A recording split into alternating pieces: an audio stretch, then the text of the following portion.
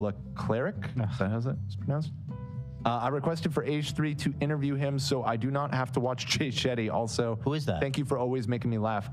From the context, I'm assuming this is like a godly F1 race driver. Do you think Jay Shetty cares about F1? I don't. Well, maybe. Well, he probably have that many pretends interests to care about F1. Like he could, but I'm saying he can't have that many interests. He can't interview. He's a Renaissance man. He does it all. You know? By Renaissance, you mean? If you didn't spend all your time on Survivor.io, maybe you could be enjoying F1 races. You saying he's a Renaissance man? Do you mean he's spreading the plague?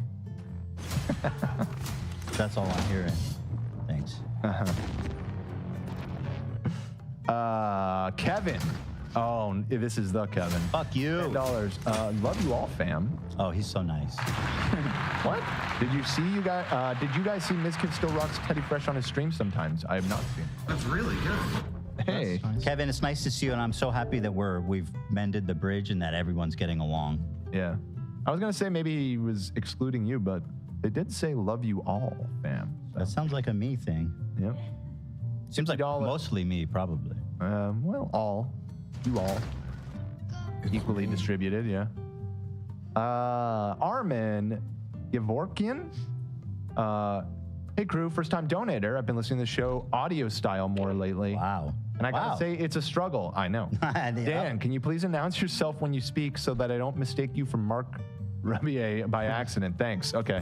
Well, I have we were doing that when he was here, but I see how that could be confusing. I could continue doing that going forward. If we have Mark Rubier, we'll get like we'll figure something out.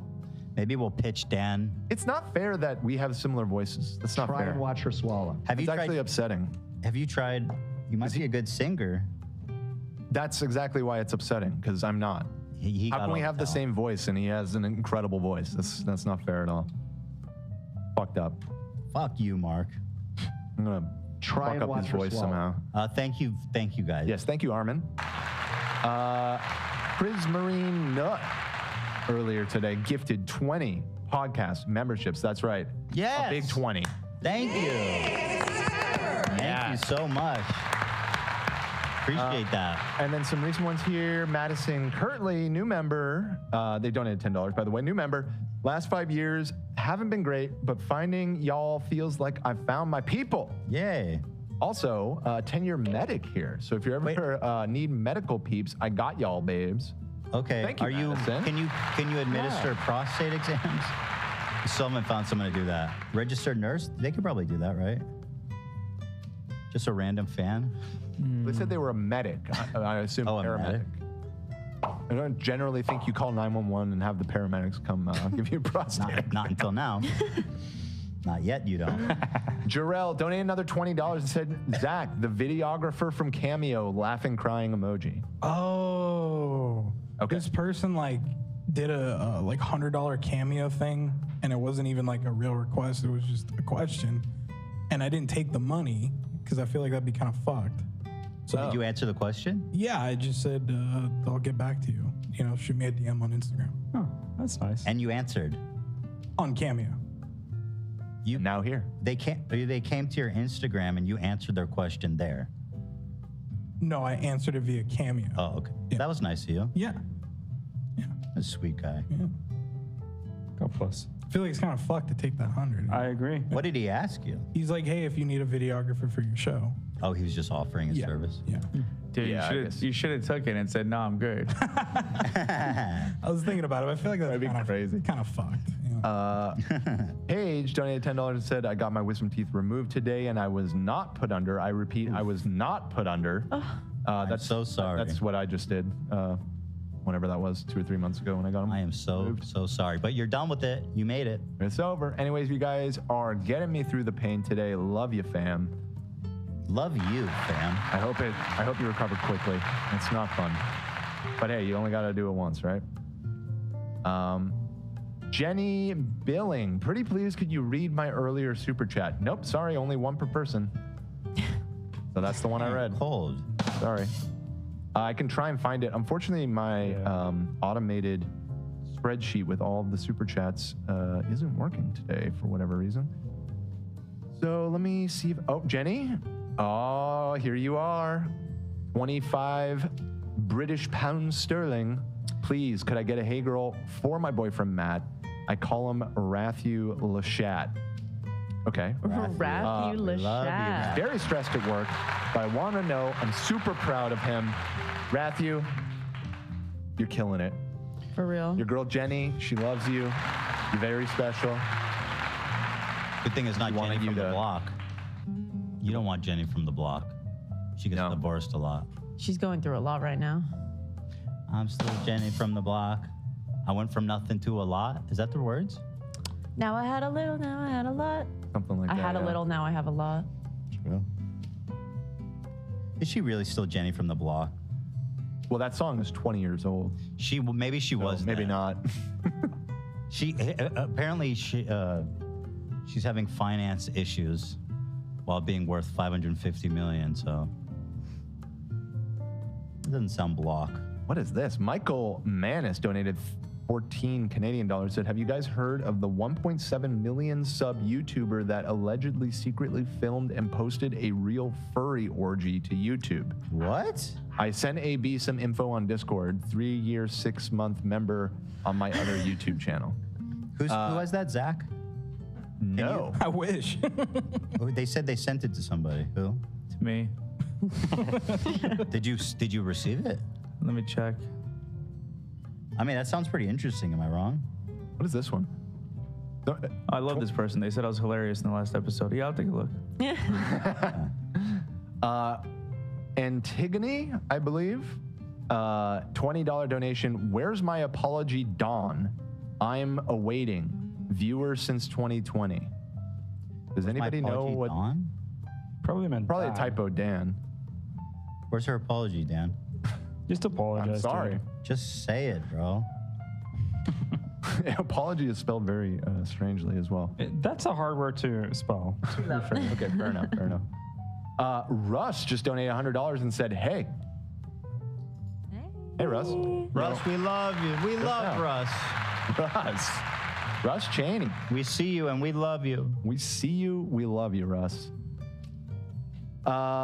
Please read Ellie's $20 donation from earlier. Not mine, for a friend, I promise. Okay. Stand by. Let me see if I can find it. Again, I apologize. I have to use YouTube's method here, which is It's probably very run out by buggy and now. shitty. If it's just a member, it's gonna have run out. Would be my guess. Ellie. Oh, come on, Ellie. Where you at? Exciting. Ellie. What a thrill. The H3 Anybody want show. to jump in here and fill while I'm Yeah, looking for this? so yeah, this shit looks wild. I'm looking at it. I'll take a deeper look to see if it's anything good for next time. But Is the video there, or is it like, what did they send you? Oh, wow. so it's 2 commentary videos on the subject. So I wonder what a furry orgy is, because obviously they're in a fur suit. It looks like they're just wearing the It's heads. just the heads. I mean, that's cool. That's fine. It's just like a little anonymous orgy. Like a masquerade ball. It doesn't. It's not as weird when it's just the head, you know. I thought they had to do like really creative shit. And then what if they had to do like a dog bone to stay in character? I don't even know how they would approach that. Yeah, so it's 2 commentary videos that have some of the footage re-uploaded but edited. Well, yeah, okay. I mean, God bless them, man. God bless him. You know, we love furries. Mad respect for my furries out there. Enemy securing Bravo.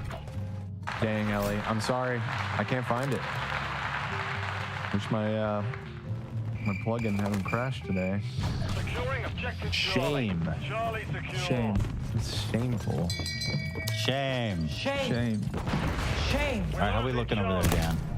I mean, there's still some flowing in. We could probably just keep this going indefinitely, but if you need to go, you need to go. I can do a little bit longer. Here, Laura said, I love the show so much. Can I get a hey girly from the chat and crew? I love you, Olivia. Laura, you sure can. I love you. Mikey gave $5. Said here, there's a video of J-Lo going to her childhood home, and the current owner had no idea who she was. My wife just gave birth to our son just now. She's a big fan of the show, so shout out to my beautiful Polish wife, Natalia. Why? What she's Polish? What does that mean? Congrats, Will. To Natalia. Does that mean your son is Polish? We're taking Bravo. Enemy pull-ups. securing Charlie. I don't. Why do people make fun of the Polish? I don't. I don't know. I don't get it. Like I don't. Yeah. What did they do? Taking fire. Control Bravo. Congratulations. Children is the most precious, beautiful thing in the world. And if you're watching this show, I know you'll be a great parent. Ray just donated $5 and said, "You guys never read my donations, but I'm not mad, just disappointed." Well, Ray, Not today. read that one. Not today. Enemy currently holds all objectives. We control Alpha. Not today. Okay. That's it. All right, everybody. Thank you to all the lovely watchers. I love y'all so very much. Love our members who come here and support us that way.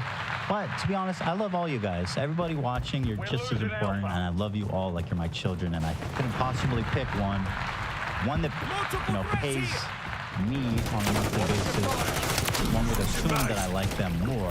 However, I defy all logic. I love all kids The enemy has equally. captured 2 objectives. Get them secure. Nice, man. Today is Monday, so let's see. We'll be back on Wednesday.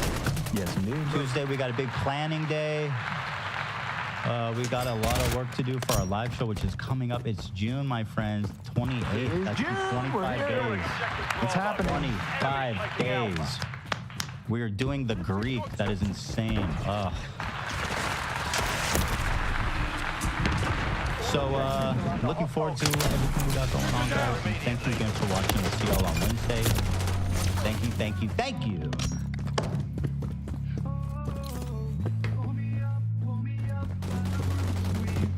Securing objective Alpha.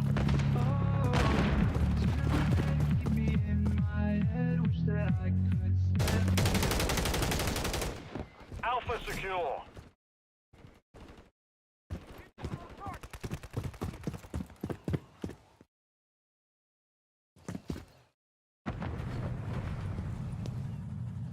We're taking Bravo. Oh, hey, what up, Slur? I didn't see you slither in. I was just sitting here, main charactering, thinking aesthetically, reminiscing about a book I read as a little girl. Can't remember the name, though.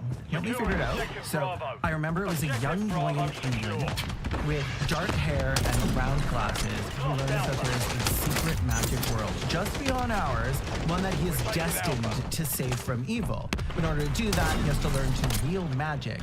Get a pet owl, stuff it in an inappropriately tiny cage, and meet a whole bunch of silly and wonderful magic teachers and friends. Enemy securing What's it called? Bravo. Shut up, I remember. The book's Magic by Mowgli, a classic of its genre, a precursor to the world of Sandman, first published in 1990. Oh wait, did you think I was talking about the other books? The books about the arcane school of wizardry where you go to study magic to learn and develop your ability to We're control losing it? Alpha. A Wizard of Earthsea by Ursula K. Le Guin, published in 1968. Throwing grenade. No? Visuals on the target. The enemy The other book about the magic school. The Invisible to Normies School by the Forbidden Forest, where the students are split up into houses, The learn enemy to ride holds two brooms, objectives. engaging hijinks like getting into a little trouble, turning themselves invisible. Oh, and it has that mean and strict potions teacher who has a grudge against the main character, but favors the blonde bully. The Worst Witch. That's what you mean, right? Written and illustrated by Jill Murphy, a beloved children's classic from 1974, famously adapted to television in 1998 and again in 2017, and also adapted into a TV movie starring Tim Curry and Diana Ray. That must be what you were thinking of. No? Jesus on a popsicle stick. Was it So You Want to Be a Wizard by Diane Duane? The Little Broomstick by Mary Stewart? Securing objective Alpha. Equal Rights by Terry Pratchett? X-Men Alpha secure. 1984? Oh. Oh. Ew. You meant the one that's about the British class system, right? By that writer who people are always tweeting about and being mean to. It's about the private school where wealthy people want to murder anyone who doesn't have pure blood, and there's a secret civil service hiding nefarious schemes. 10 Years to Save the West by Liz Truss? Fine. Fine. We'll talk about Harry Potter, the main character in the magical universe that takes place in the movie Troll. Okay, I'm done. I swear. I'll talk about Joanna Kentucky Rolling, but this had better be the last time. I do not want to be accused of entering my first child era. Rolling once said, Idea where my ideas come from. well, sit your ignorant ass down, Joanne, and let me tell you. I guess. Roll the thingy.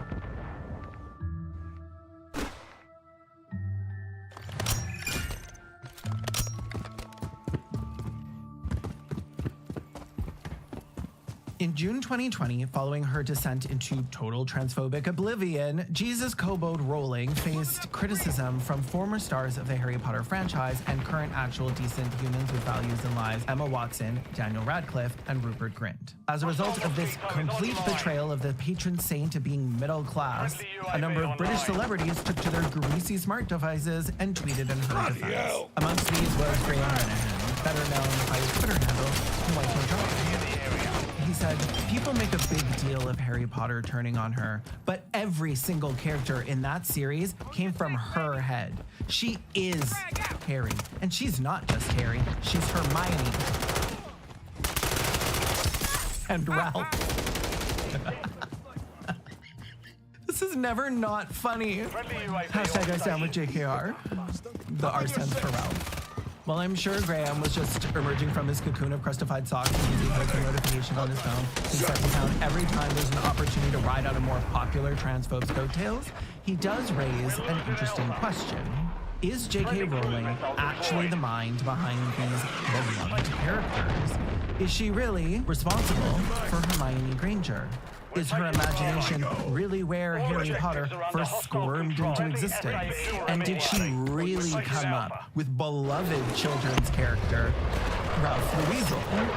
Well, given that I'm on the side of the culture war that doesn't cherry pick examples to make legally dubious arguments and then celebrate being proven wrong by lying, I'm not going to say that Harry Potter was plagiarized. In fact, I'm not even going to say that the Harry Potter books were, to use a vaguer term, stolen. No, I'm not. I swear. I pinky swear. Bottom's honor. Listen, between whatever clickbait title and thumbnail text that sucked you in was probably some kind of a mistake. And also your fault. And it never happened. And if it did, again, it was your fault. You can't sue me. I'm gay.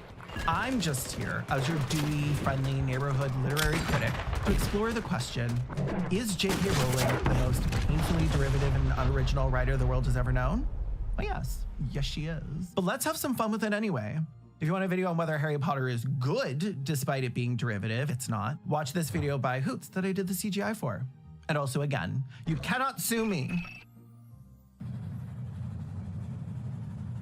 Before we dive all the way in, we need to talk about the sponsor of today's video, Fume. Fume is an award-winning flavored air device, no smoke, no vapor, no batteries to charge. It's flavored air you draw into your mouth, and they have several delicious flavors that are on the screen right now to choose from. My favorite flavors are the vanilla orange and raspberry lemon. I've had some terrible habits in my life, and I was never able to drop them cold turkey without a replacement that filled that same sensation, like the oral fixation. With flavored air, you can satisfy your oral fixation through a passive diffusion system that has no nicotine, utilizes no electronics, vapor, or combustion. I'm also a very fidgety person, and the tactile sensation and sound of clicking the airflow open is so satisfying. Also, it just feels sturdy and weighty in your hand. I love that feeling. For me, the best way to replace a bad habit is by still having a habit, but without all the bad. Fume has served over 150,000 customers, and you can be the next success story. For a limited time, use my code, Kalen Conrad, to get your free Fume base when you order the Journey Pack. It's the all-new magnetic stand for your Fume device. Head to tryfume.com, that's TRYFUM.com, and use Kalen Conrad or scan the QR code on screen to get your free Fume base when you order your Journey Pack today. Okay, let's get back to the wizarding world of Harry Potter. Our first example of potential influence was published by DC Comics in 1990. The Books of Magic was a series created by writer Neil Gaiman, and it tells the story of Tim Hunter, a 12-year-old boy in England who gets caught up in the magical side of the DC universe, which the series was intended to be a kind of explainer for, given the complicated web of magical characters in canon. So it has a long list of guest appearances as well as some pretty wild ideas, the kind you might expect from Neil Gaiman. But the fact that the Books of Magic balances all of that while telling a compelling story speaks to Gaiman's talent as a writer, especially given that the main character, Hunter, created 7 years before Harry Potter, is the more interesting character of the two. What they share in common is all pretty on the nose.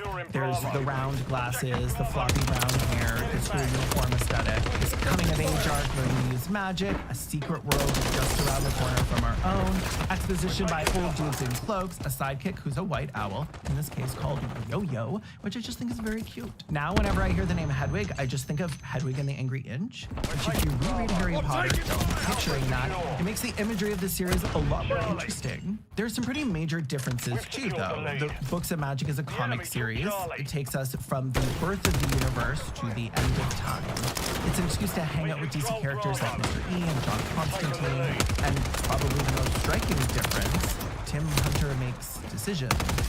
The whole series hinges on him choosing whether or not to practice magic, and the ultimate question of whether having such power allows him to do evil.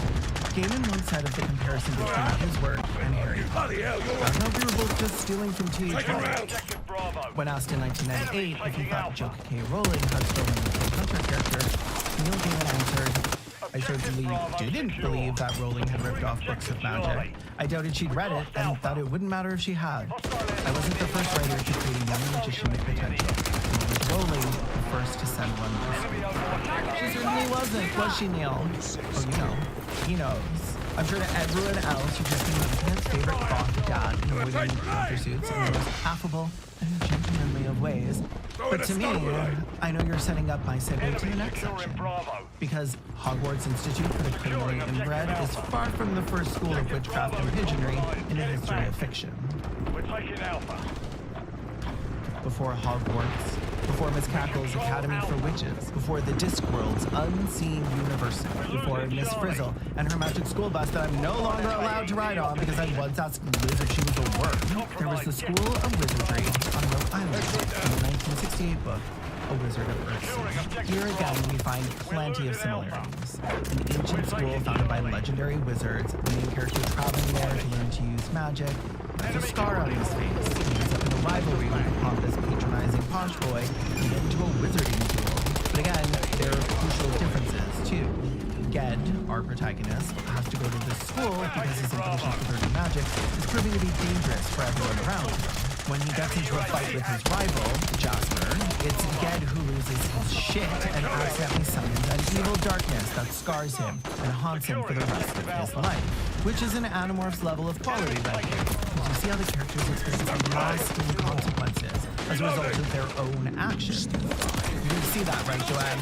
See how the physical scar is like a manifestation of something that the character did rather than something that happened to them off screen?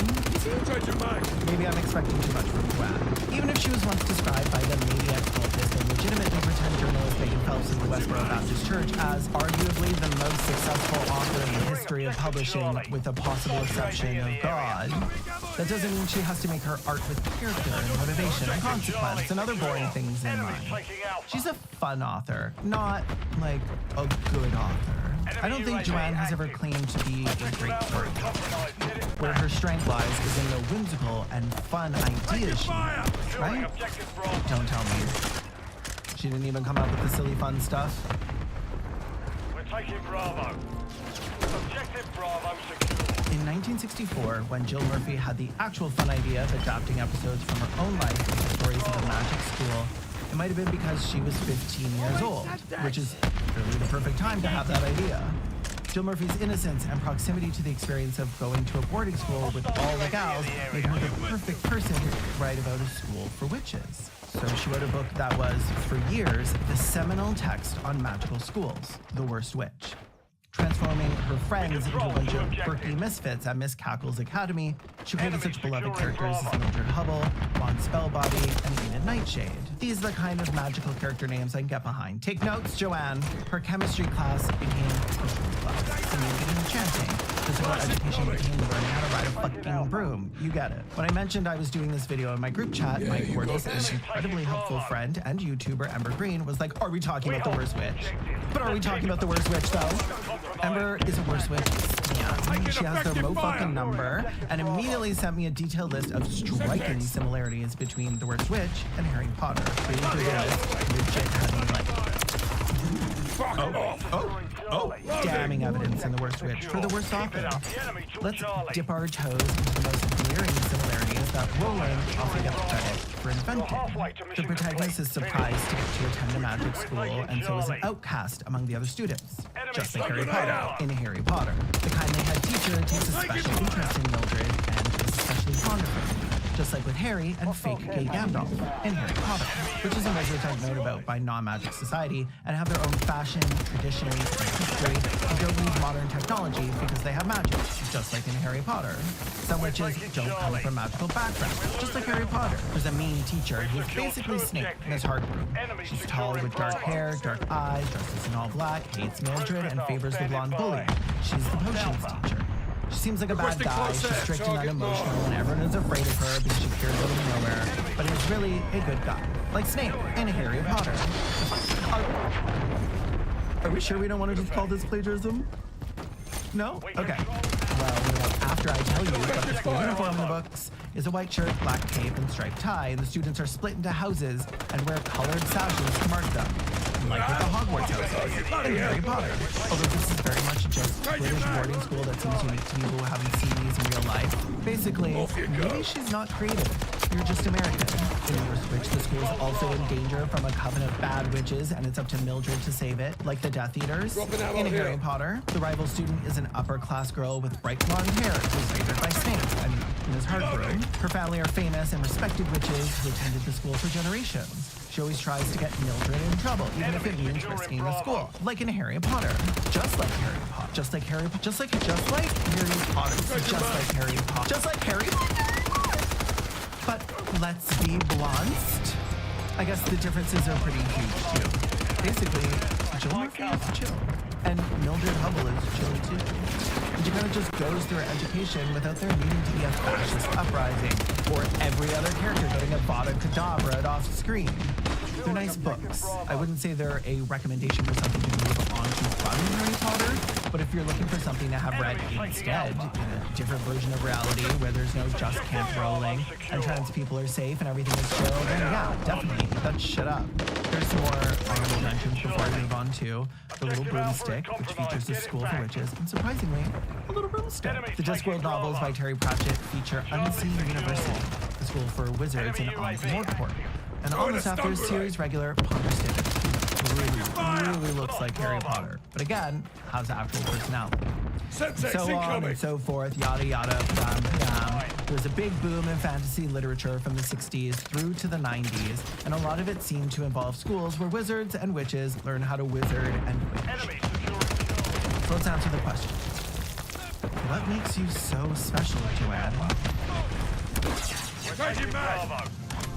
All objectives are under hostile. What makes you so special? Was it just coming up with all those silly ass names? In fact, here's a fun game. I call it 2 JKs and a JK. It's like 2 truths and a lie, except taking one wizarding name that I pulled out of my ass and 2 names that Joanne thought would actually be a good idea. Here we go. Kingsley Shacklebolt, Sodom Bloodbum, Cho Che. Leave a comment below which one you think is the fake one, and what your horrible rolling name would be if you'd been at Hogwarts. No slurs. Stick around because I asked Twitter what their offensive Joannified Hogwarts name would be based on their identity, and they are funny. For instance, we're losing Charlie. Stunning. Hormone Changer. Hormone Changer. Brilliant. I love you. Okay, maybe you can get a little affected by my distaste for Joanne's politics. And I'm forgetting that the Harry Potter franchise features truly iconic imagery. Can we give her the imagery at least? Like the magic train, the Hogwarts Express, which leaves from King's Cross Station, platform 9 3/4. I mean, what could be more of a truly original rolling creation than that train? Rowling has admitted to being a fan of the Chronicles of Narnia and its influence on her work. I found myself thinking about the wardrobe route to Narnia when Harry is told he has to hurl himself at the barrier in King's Cross Station.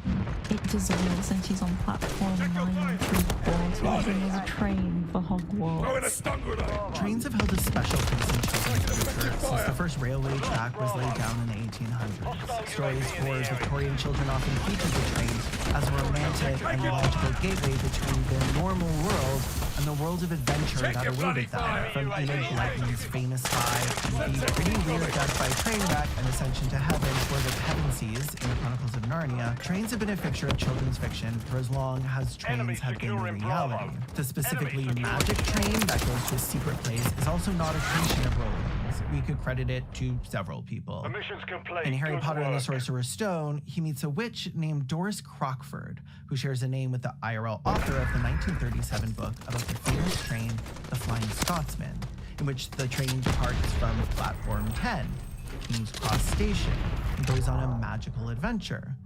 There's also Chris Van Allsburg, creator of the 1985 book The Polar Express. But focusing on all that would be missing the point here, zooming in too far on a much larger picture and focusing on the pixels. Trains have always been magical.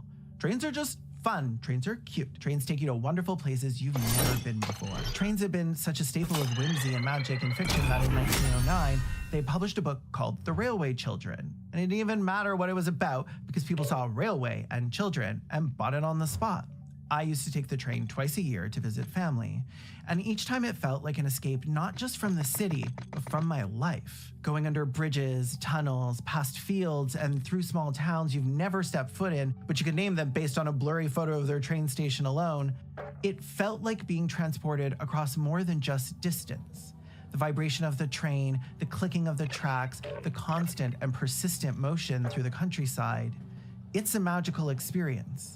So if you want to credit someone for that, or for the idea of a train that's magical getting incepted into culture, then don't thank the transphobic hack. Put some respect on the name of George Stephenson, inventor of the goddamn steam locomotive. Or no, whatever. Far be it for me to ask you to respect the dead. Okay, so what ideas are left? What did J.K. Rowling come up with? Hippogriffs? No, that was Ludovico Ariosto. He invented hippogriffs, fantastical creatures with the front half an eagle and the hind half of a centaur. Or as Glitter would put it, half bird, half chair. Maybe hippogriffs and hybrid creatures like them existed before all that anyway. Because as long as humans have looked at animals, our nasty little imaginations have thought, what if front half furry?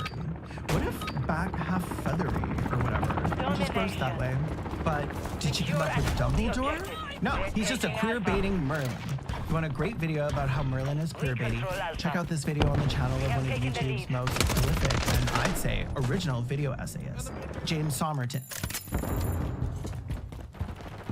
Hello? Enemy securing Bravo. We've lost Bravo. Oh no. We're taking Charlie. No. Oh. Okay, I'll watch it out. Okay, thanks, Queen.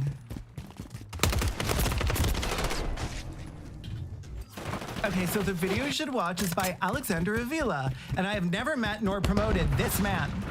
Okay, so, I don't know. Saying J.K. Rowling invented Dumbledore is like diversity casting Snap, Crackle, and Pop by making them Italian off-screen, and then saying that means you invented breakfast. The story of the orphan boy who is destined for greatness, taken under the wing of a wise old teacher with a big white beard, is so cliched that not only is it the plot of the Disney film The Sword in the Stone, which is probably not based on something, it's also fucking Star Wars. That's just Star Wars, Joanne. And you may ask, well, did she? No. You might say, okay, but she must have come up. No, she didn't.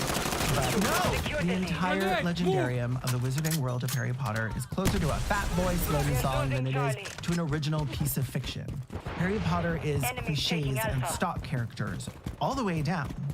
I guess you could say it's an exercise in insanity. Decades earlier, in the 50s, in an era where fantasy wasn't yet its own genre of fiction, J.R.R. Tolkien took the myths of Europe and used them to create an elaborate and detailed world of constructed languages, spanning dizzying geographies and rich, lived-in culture. in the 60s, as high fantasy exploded, Ursula K. Le Guin saw an opportunity to address all the misogyny and racism that fueled it. She said, I'm going to do better than that by writing better than that. In the 80s, Terry Pratchett saw this proliferation of fantasy and thought it was a great opportunity to take the piss.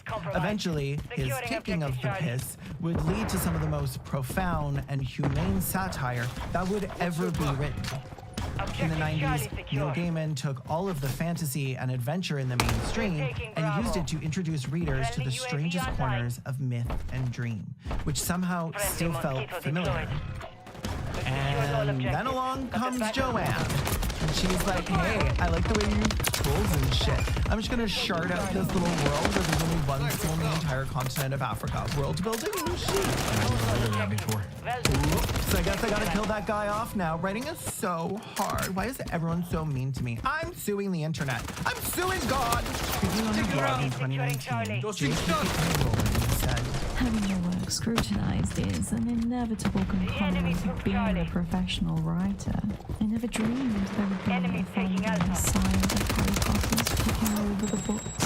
It's staggering and wonderful. Given the time I'm fairly obsessive myself, these are kindred spirits. Kindred spirits? Kindred spirits? Well, that's fucking horrifying. Thanks, Joanne.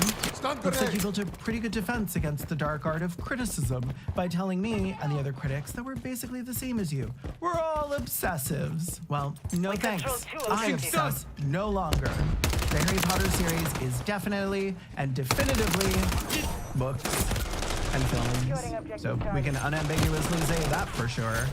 They also seem to be pretty clearly derivative and unoriginal books and films, and that's probably a large part of what makes them so successful.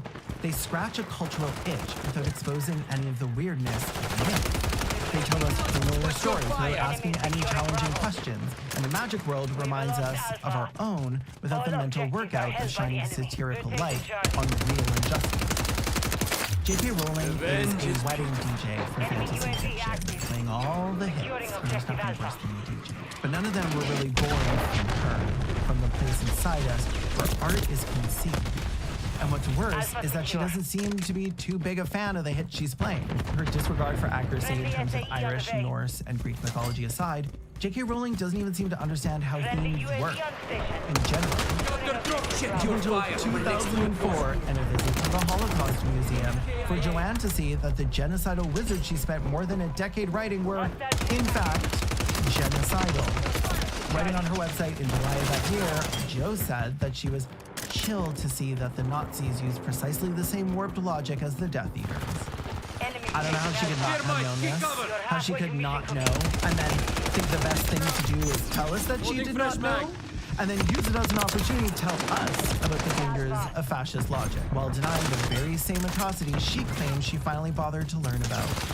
Really, you just came up with ethno-fascism from first principles because you asked yourself, what would your posh friends do if they had magic powers? Put the microphone down and step away from the discourse. Your inability to understand things is a danger to you and everyone around you. Log the fuck off and read a book that you didn't write while cosplaying a poor person in your brother's cafe while your friend paid your rent because you didn't feel like teaching anymore. When Neil Gaiman answered the question of whether or not J.K. Rowling stole his ideas, he said that he didn't think she had read the books of magic and that it wouldn't matter if she had.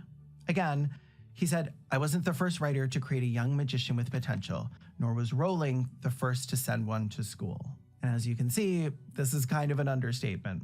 Stories of magic schools have been around since real-life schools first shut their gates to the lower classes. Stories of orphans destined for greatness have been around for even longer than that. Stories of magic trains have been around for as long as trains, and even the iconic image of a tussle-haired boy in a school uniform and cloak with round glasses and an English accent is at least 7 years older than Harry Potter. Gaiman concluded by saying, it's not the ideas, it's what you do with them that matters. And I think this is exactly my biggest criticism of Rowling as a writer. What she does with these well-worn tropes and cliches is not much. She lists them, tells us about them instead of showing us. She crams them into a stuffy setting, adds them to her lazy playlist, and then buys herself time and a lengthy word count, all for the yearly mystery that is somehow both tedious and inconsistent. I read Harry Potter as a kid, and looking back was left wanting. Maybe it's because I'd already read the greatest book series ever created, Animorphs. Or maybe it's because the magic in her universe was devoid of charm. The one thing I know for sure is that the only talent Joanne without a doubt possesses is making content that appeals to the masses. If you want to call the work of J.K. Rowling good because she sold millions of books, go ahead and buy a new set of Harry Potter books and read them while eating what is obviously and arguably the most exquisite and creative cuisine in the world, McDonald's, where each location has served millions too. Listen up, bub. I don't love having sponsors in every video, but I need them if I want to live, thrive, eventually have a place to live where my workspace isn't in a windowless room. Eventually, I'd like my members over at patreon.com to be enough to not take sponsors on every video. So if you want to help with that and get Benny's exclusive videos, watch parties, and more, like a Discord, sign up and share this video, or I'll tell the Pope you're gay.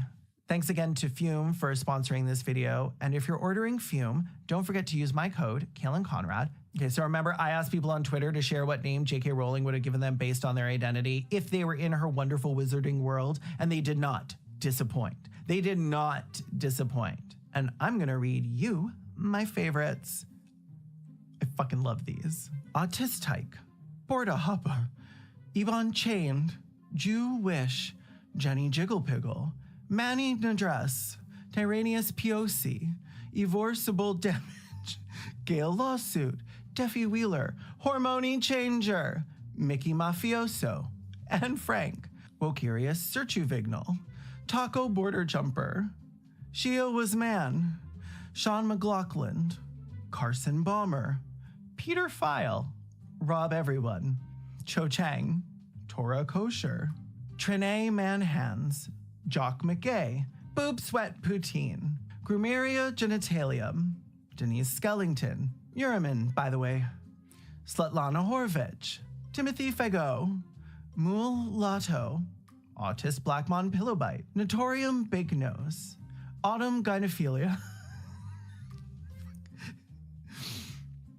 Janice Fickle, Offred Pudgelike, Spuds McGroomer, Shloma Countentberg, Dandy Hogbody, Dreidel McCarbomb, Nachos Rodriguez, Hugh Jacksman, Haggis McWhiskey, Adolf Hirschfeld, Carla Baum, Sanchez Hernandez, Juanita Moelon, Patio Potato, Penis Handler, Stimmy Bomb Threat, Rhea Tardid, Ostrachan Half-Jew, Hermanphrodite, Haggis McBackpipes. Okay, I love you, bye.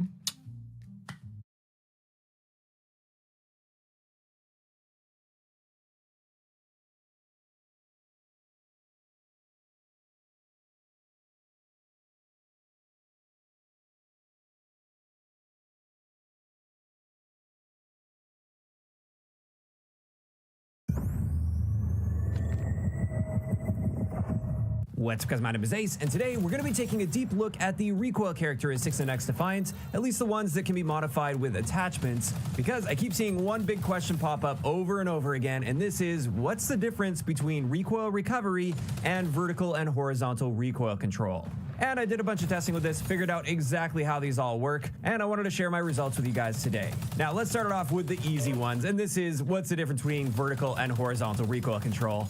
I know, this one's obviously super self-explanatory. However, there is a little bit of nuance that I wanted to talk about here.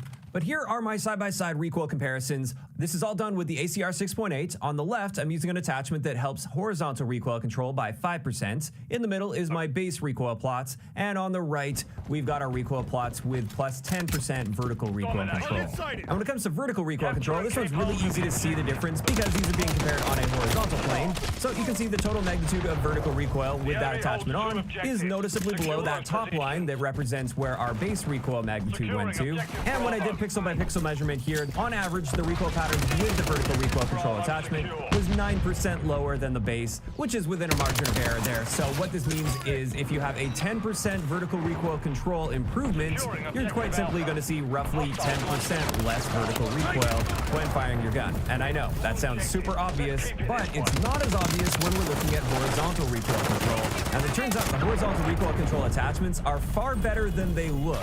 So what I did with this one is for each of the recoil plots, I measured the exact pixel count here on how far that recoil plot would deviate horizontally from the first shot fired to the last shot fired. And when I took the averages of these, it turns out with a 5% increase to horizontal recoil control, we saw an average of an 18% reduction to the total deviation of horizontal recoil when firing an entire magazine with the ACR 6.8. So unlike the vertical recoil control, which appears to just be 1-to-1, if you see a 10% improvement, that's a 10% reduction overall. The horizontal recoil control attachments tend to have more of a stacking effect here, and as a result, a little bit goes a long way when it comes to horizontal recoil control. So that's the first big takeaway from this video that I learned with my recoil testing.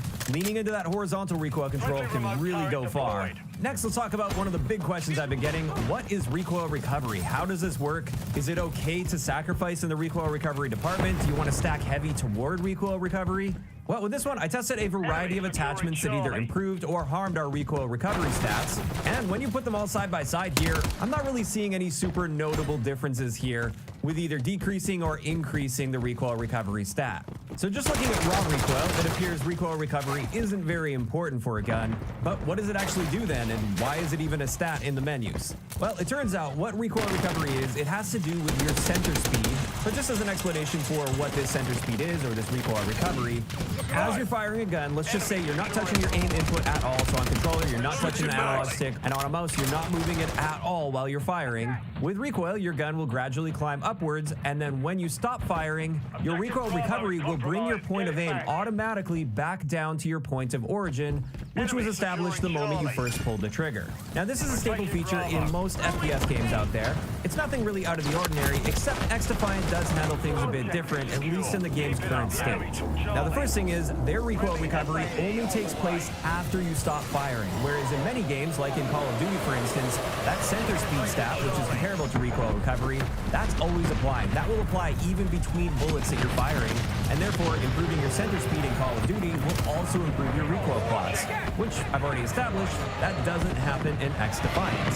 So this recoil recovery only kicks in the moment you stop firing your gun, and in this case, with these attachments, if you put attachments on that harm your recoil recovery, it is going to take you a little bit longer to get back to your original point of aim after you stop firing the gun, compared to when you improve the recoil recovery stats, it's actually going to get back down to center faster after you're done firing.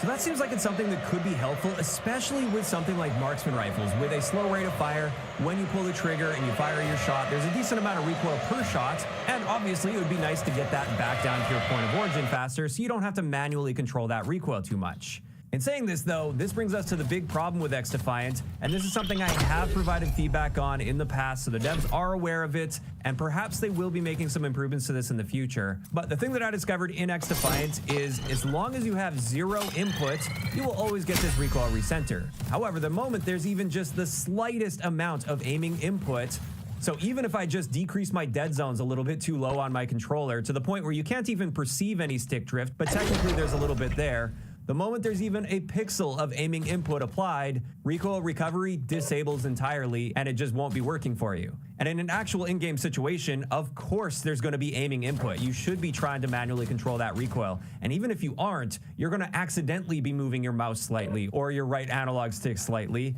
And what this means is in X-Defiant's current state, recoil recovery is entirely useless as a stat. And this means don't bother trying to put attachments on there that help with recoil recovery since it's doing nothing for you. And don't worry about completely destroying the recoil recovery stat with attachments because it's not going to be hurting you at all. You're not getting recoil recovery anyway. Now, of course, this is something I will keep you guys updated with if the developers end up working on this and improving it so recoil recovery actually works for you at all times. If that does happen, I'll likely make an updated video and I'll be sure to come back and leave a pinned comment on this video as well. But at least as of right now, just know the recoil recovery stat means effectively nothing at all in X-Defiant's current state. And with that, that is going to wrap it up for today's video. Just wanted to clarify some things when it came to recoil stats, since there has been a lot of confusion and a lot of questions about this. And of course, I am curious to hear from you guys in those comments down below. How are you guys feeling about the results that I found in today's video? Were you surprised to see that recoil recovery is useless? And also, how do you feel about the fact that your horizontal recoil attachments seem to stretch a lot farther than your vertical recoil attachments? Just let me know all of those thoughts down below. If you enjoyed the video, a like rating is always appreciated. And don't forget to subscribe for more if you haven't already. I'll talk to you guys next time. Control Alpha. We have taken the lead.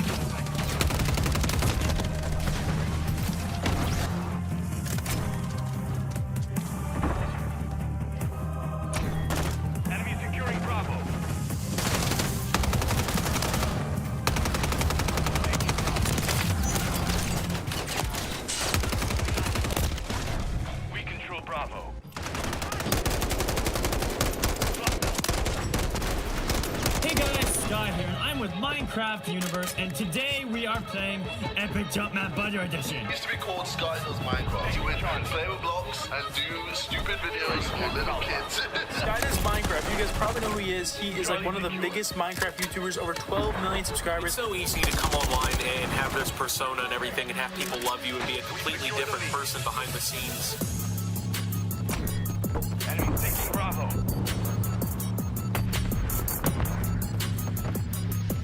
We've lost Bravo.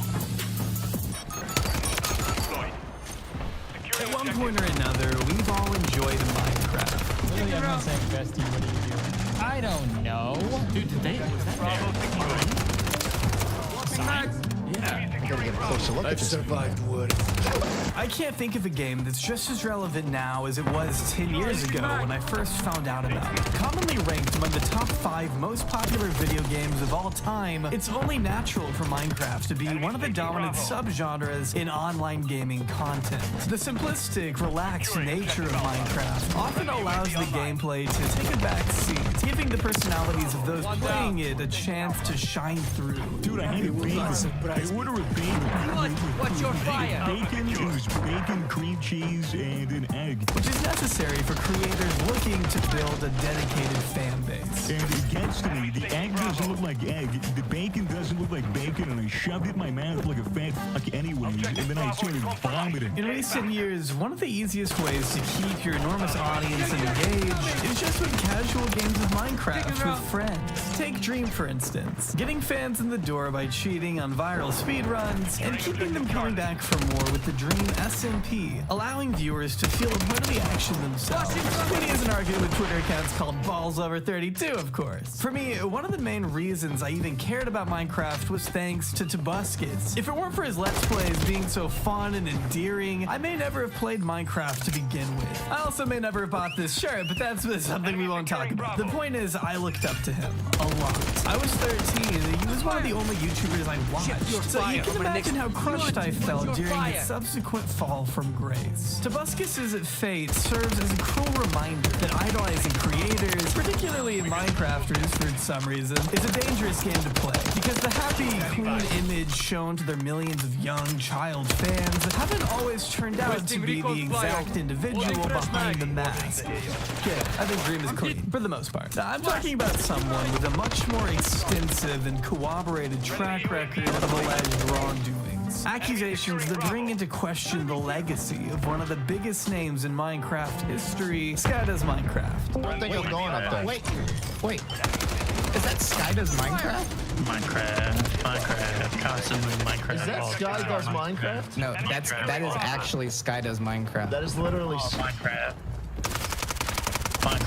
all the time, Minecraft 420 Blaze all the time, Minecraft. But you know what most Minecraft fans can't do? Drink. Unlike the majority of you guys who are over the legal drinking age, to whom I'd have to recommend Bright Cellars, the monthly membership wine program that uses a simple 7-question quiz to pair you with extravagant wines based on your own individual tastes. Curated to your palate, Bright Cellars focuses on finding unique hidden gems from small vineyards located all over the world, with hundreds of exclusive brands you'll be able to try, new wines you've never tasted before. Each box coming with a wine education card for each bottle that outlines the tasting notes, suggested pairing, best serving temperatures, and origins. After taking the quiz myself, I was paired with Silver Skate, Cactus Park, and main character because, well, that's obviously what I am. So why waste any time? Find your personalized matches by clicking the link in the description box below, or go to brightsellars.com/jobbery to get 50% off your first 6-bottle box today. That's right, you can get your first box for just $55, including shipping, when you visit brightsellars.com/jobbery. Massive thanks again to the wonderful folks over at Bright Cellars for sponsoring this video. And of course, drink responsibly.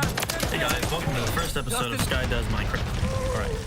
I've been getting a lot of people telling me, "Hey Sky, you should do Minecraft." So I did. I bought it and play. Sky Does Minecraft, currently known on YouTube as Sky Does Everything, is a non-binary online gaming personality and former animator who once boasted over 12 million subscribers at the peak of their career towards the late 2010s. Once the most subscribed Minecraft channel and the second most subscribed gaming channel on all of YouTube, since 2017, Sky has seen a net loss of about 800,000 of those subs over the course of a massive rebrand and a wave of severe abuse and neglect allegations that have tainted the reputation of the once family-friendly Minecraft entertainer. Born on January 17th, 1993, Adam Dahlberg experienced a rocky adolescence growing up in Washington State, with both parents out of the picture and an adopted mother hooked on OxyContin when Adam was still very young. On top of issues at home, Adam weighed around 300 pounds, was routinely picked on at school, and shunned from many social circles, as stated in interviews. I was like the really fat kid in the back of class that nobody would talk to because it looked weird. Because there was so much crazy going on in my home life, I wound up taking to the internet. With a lack of parental support combined with being a social outcast, Adam was drawn further into the internet, passing time with games of Minesweeper and pinball. But it wasn't long until Adam became notably obsessed with RuneScape at age 9. This was also around the time Adam became interested in smoking marijuana, and by 14 was shipped off to a Christian getaway camp and subsequently stopped smoking for a bit. According to Adam, weed never took over my life or anything. It was just one of those things where it's just like, yeah, I smoke. I know a lot of people where it's really taken over their life. Yeah, I mean, dabs, dude. Like, dabs is crazy, too. That's a scene right there. Dabs can get intense, man. At some point, though, Adam got back into substances as a means to treat depression. I'm not exactly sure when, but it happened. In the meantime, as Adam became more enthralled in the lore of RuneScape, they began to realize just how extensive the community was over on YouTube, a website that had just launched the previous year in 2005. This is where Adam finally found a creative outlet, starting a channel dedicated to RuneScape by the name of Jin the Demon. It garnered around 11,000 subscribers before finally launching the renowned Sky Does Minecraft in 2011. There's a lot of them. Okay. See you next episode. Peace. But even then, it would take about 6 to 8 months before Adam saw any sort of traction, as many large Minecraft creators weren't totally willing to help out such a smaller channel without them first having a bit of clout. But Adam saw a gap in the market. See, 10 years ago, the most popular Minecraft videos were typically mod showcases, but none of the massive creators who dominated the genre had really delved much into the comedy aspect of things, so Adam figured why not make a mod showcase that actually made people laugh, and once that was implemented, the rest was history. Oh, God, just swim up for polar bears. No. Whoa. Dude, pay attention to me. Shut up. No, I'm supposed to be your friend. Stop it.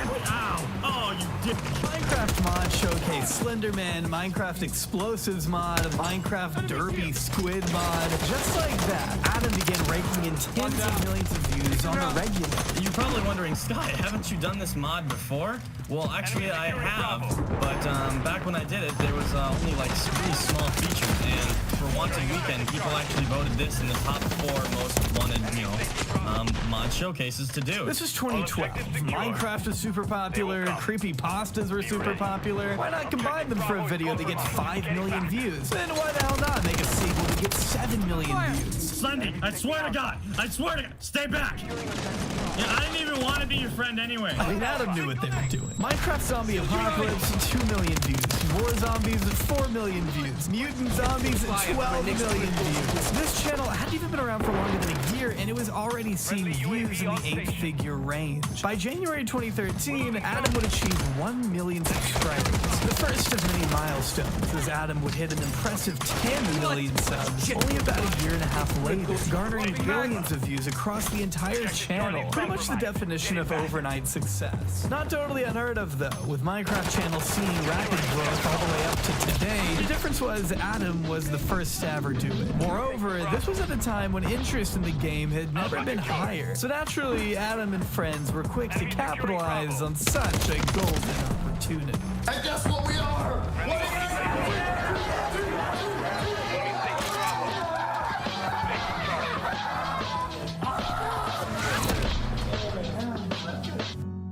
Founded in February 2012, Team Crafted was a gaming collective consisting of among the biggest movers and shakers in all of Minecraft. First conceived by now former member Deadlocks, the idea for a Minecraft group first came to fruition over a Skype call, with the goal being to combine the audiences of huge channels and build an empire of fans from across multiple fan bases.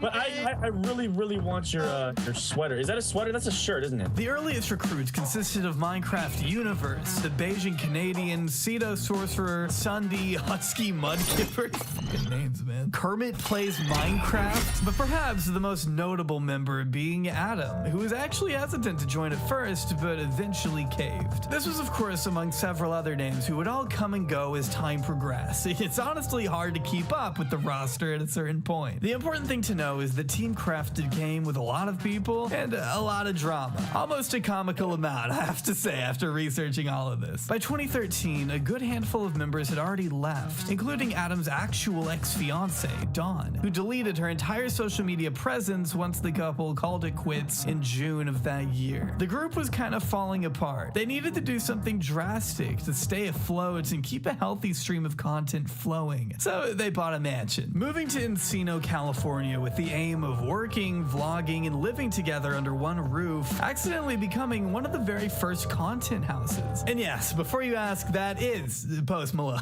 I'm not kidding. Post Malone once made content with Sky Does Minecraft and was kind of sort of an honorary member of Team Crafted for a bit. Listen, I call up when they cry in the crowd all night, it seems.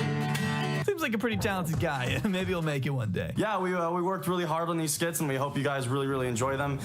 We had a lot of fun filming them, and unfortunately, after hitting their stride in 2014, Team Crafted was a short-lived venture, with feuds erupting all the time between members. Cedo Sorcerer even went public in saying he had been kicked from the group with no explanation before their move to California, directly pinning the blame on Beijing Canadian.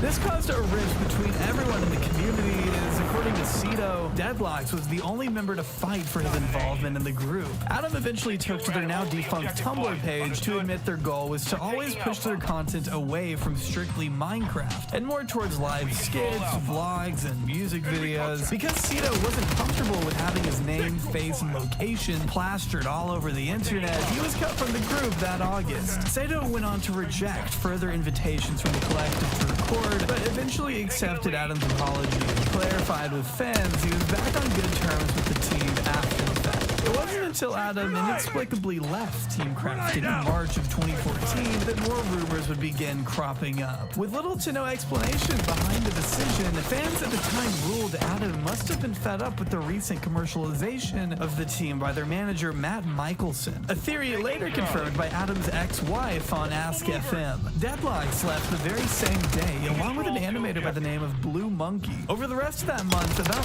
4 other members would leave Team Crafted for mostly unexplained reasons. To this day, the true explanation for the fall of Team Crafted is still up for debate, with some blaming Adam for leaving out of nowhere, and others pointing fingers at Beijing Canadian, who is said to have been responsible for allowing a manager to commodify the group of what was once just a bunch of friends having fun. Still, the infighting wasn't about to stop just because the group ended. As fans noticed, Adam and Mitch, Beijing Canadian, had stopped recording together all at once. In fact, the link to Mitch's channel had mystifyingly vanished from every single one of Adam's videos he was in. After recalling an early Twitter spat between the two, fans turned to a mutual friend of the pair who stated they just realized that they wanted different things, and they decided to not record or be friends anymore. It's very common for people to drift apart due to different wants. To this day, fans have never been able to know exactly what happened and who's to blame, if anybody. According to one article, there is still unresolved drama, especially on Sky's side of things. It seems like we won't get the answers to the questions we've been asking for years, for now. Minecraft toys, that's pretty fucking cool.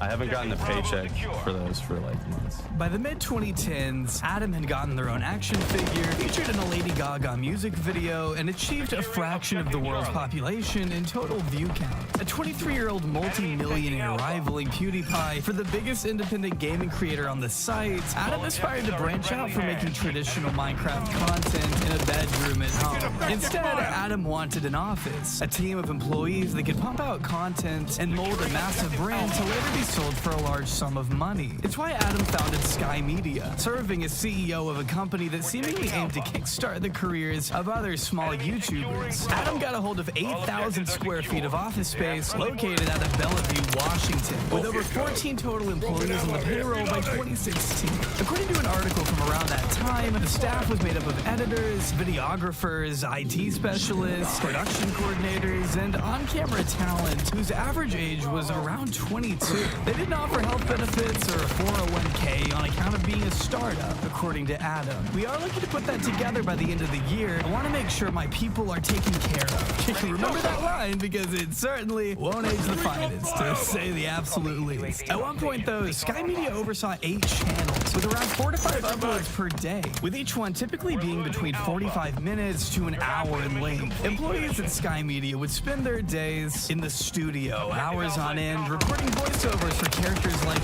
Bacon Man and Hash Brown Hank. Oh, I'm over here, Bacon Man. Hash Brown Hank. If I don't see 30,000 likes, I will cry. All right? Charlie is compromised.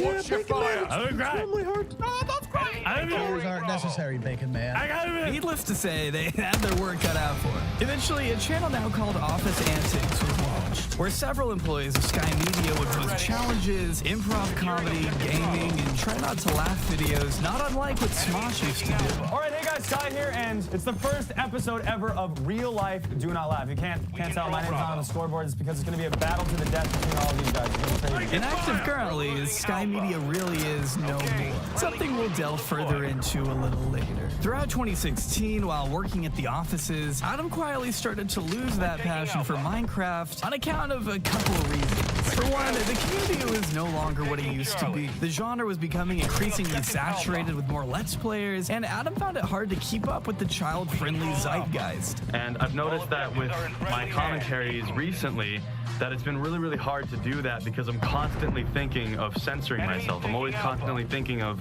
what word I can replace another word with so that I don't swear.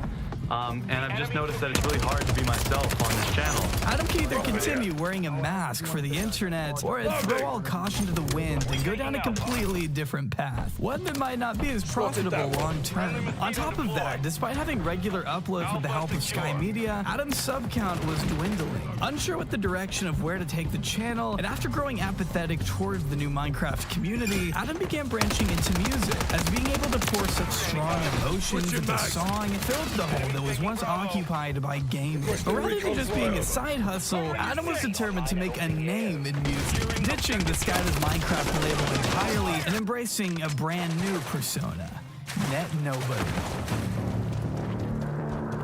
Turning to a life of music, Adam transformed into the artist formerly known as Sky Does Minecraft by adopting the alias Net Nobody, releasing a handful of lyric videos and songs not too dissimilar from what other YouTubers turned musicians have made in the past. There really wasn't anything too distinctive regarding Adam's new hobby, at least not until KSI got involved. Coming to remind you what you said to me, KSI. Don't be salty now. Maybe if you stopped trying to be a wannabe Post Malone and went back to playing with blocks, you'd be happy again. What is it going to be like when you get absolutely destroyed by a retired Minecraft YouTuber? Don't disappoint me. The world-renowned rapper, boxer, and more recently a sports drink entrepreneur was forced into a Twitter dispute after the Minecrafter unleashed a series of tweets roasting JJ for being a bad artist, threatening to draw better bars than him on a diss track of their own entitled Diss Track Ed. The first of 2 singles Adam would use to ambush KSI that August. KSI wasted no time in addressing the madness, going on to respond to Adam's disses on his own main channel in front of 17 million people. I'ma take that gold crown that you wearing like a clown. Boy, you ain't no artist. Come in. Wait. I'm gonna pull. Your subtitles are false. I'm gonna pull that mask down. I'm gonna pull. Take that gold crown. What? Make up your mind. What clown? Where's the crown? I don't. What's the? Would you just say what rhymes with crown? Threatening to ruin Adam's career, KSI began preparing a counter diss track, heightening the beef on Twitter by posting, I can't even show you. After Adam planted a leak of their own upcoming track only a few days later, Deji and JJ reacted to it in the video titled Ha Ha Ha Ha Ha Ha Ha Ha Ha Ha Ha. You get it. Very abstract. Good work. What? No, what is this? How is this a response? I'm about to give him the diss track of his life, and he's just there going, yeah,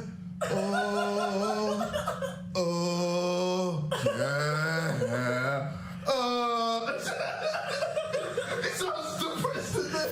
This is where Adam vowed to drop their counter diss track on KSI the very same day as him, which probably wasn't the best idea in hindsight, seeing that KSI went to extreme lengths to make sure Adam was in fact ruined, making the beef especially personal by firing off a lethal set of bars alluding to Adam being an abuser, a wife beater, and a deadbeat father, even flying out the mother of Adam's son as the final nail in the coffin. Even after all these years, I gotta admit, KSI kinda took the fucking W.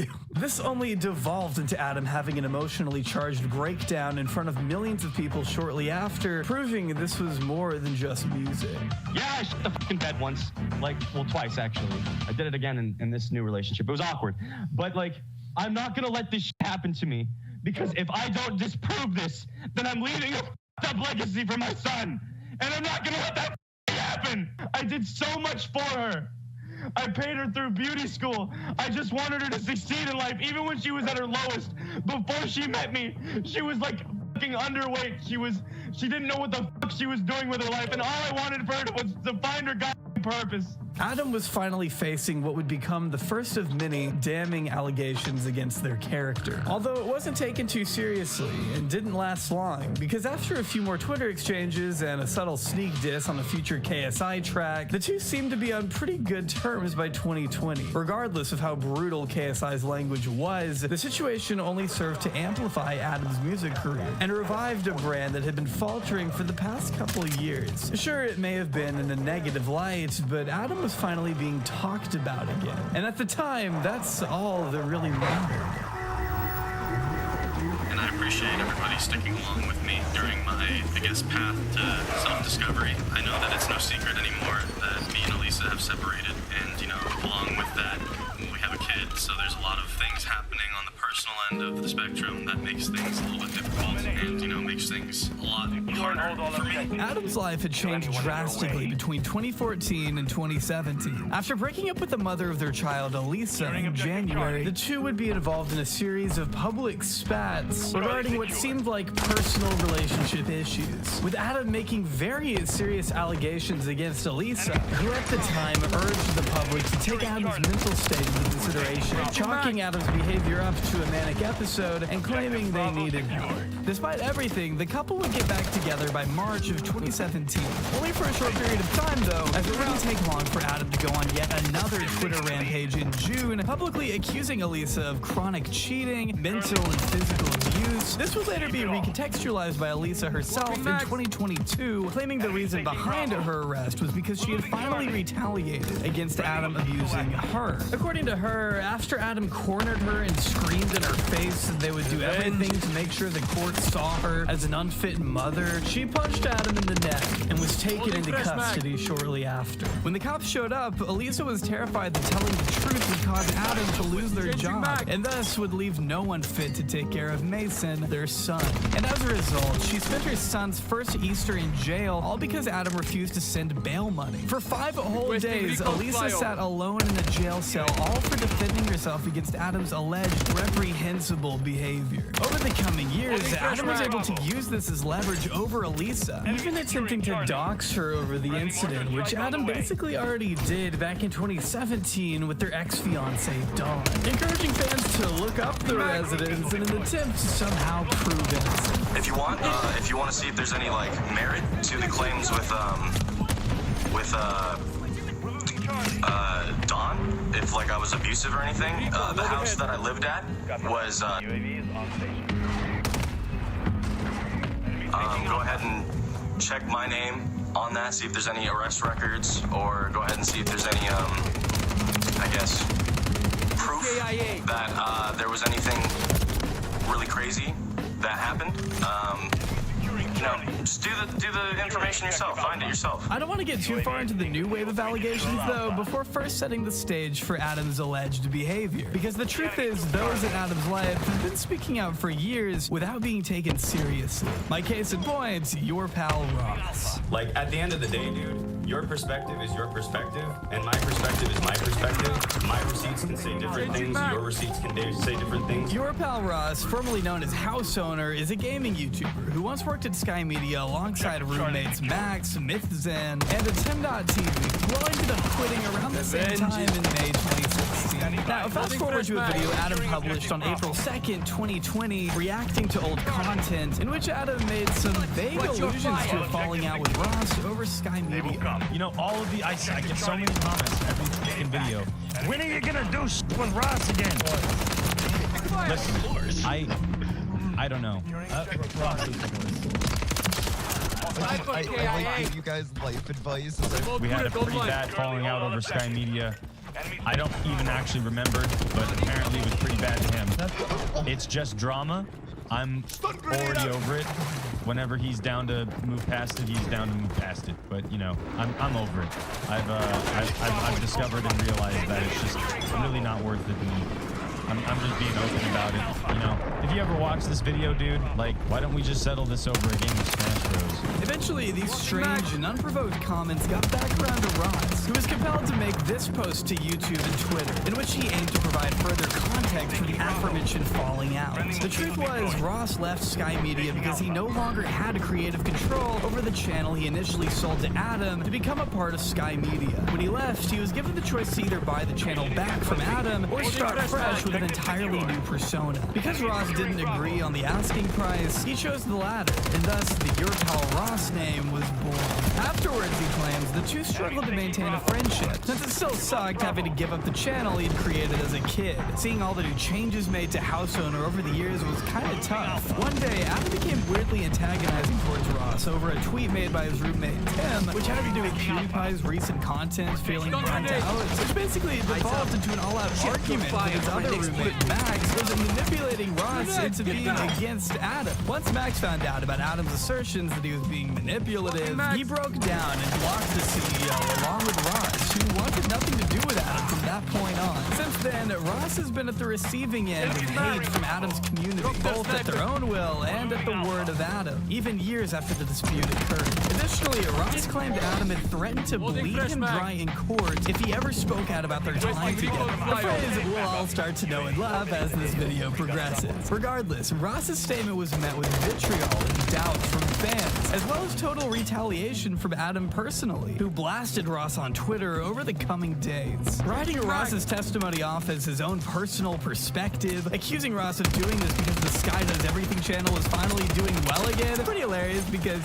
he wouldn't be doing this if Adam had just kept their damn mouth shut. Even toting the hashtag #DramaFreeNobody, as Adam kept reiterating a desire to move away from drama, while actively instigating said drama on their 11 million sub channel. After becoming increasingly more hostile, threatening to delete old collabs and confusing onlookers who didn't know the full situation, Adam was eventually pushed to release their own long-winded side of the story, of which Ross would be quick to pick apart and debunk almost immediately, revealing Adam had actually lied about the purchasing price for Ross's channel, which was only $4,000 as opposed to Adam's previously stated 5-figure deal, along with Adam failing to follow through on the promise that they'd be getting a sales percentage if they ever sold the company. This was never written down in any contracts, and Adam's manager later clarified there would be no sales percentage as told by Adam. Additionally, Ross stated that his friend Max only left the company after being presented with a talent contract he did not agree with. Max was told he would be talent by the end of the year he joined, which never happened. Max couldn't even upload videos while waiting because Adam didn't want him growing without first being able to purchase the channel,